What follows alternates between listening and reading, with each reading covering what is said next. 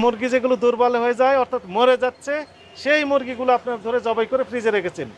এই যে মরা মুরগিগুলো বিক্রি করতেছেন, ঠিক আছে, এটি প্রমাণিত হয়েছে। আমরা মরা মুরগি আর কোনোদিন বিক্রি করব না, স্পষ্ট বলে বললাম। যা বিক্রি করছেন ভুল হয়েছে, জাতির কাছে ক্ষমা চাচ্ছেন। সবাই ক্ষমা করে দিবেন। আর মরা মুরগি কোনোদিন বিক্রি করবেন না। বলবেন না। বিক্রি করতেছেন কত করে? খুচরা বিক্রি করতে আমরা 160 টাকা। 160 টাকা ব্রয়লার। 155 টাকা এইভাবে বেশি যারা বেশি লেখা আছে কত? লেখা আছে 160 টাকা স্যার। খুচরা 5 টাকা 10 টাকা কম রাখতে হয়। কিনেছেন কত? কিনেছি আমরা 145 কিনে আছে 48 কিনে আছে 145 48 ক্যাশ মেমো তো দেখান দয়া আছে করে। ক্যাশ মেমোতে আছে। বের করেন। এই যে পাইকারি বিক্রেতা, কি নাম লেখা আছে? আল্লাহ তাআলা। খুচরা বিক্রেতা কি নাম লেখা আছে?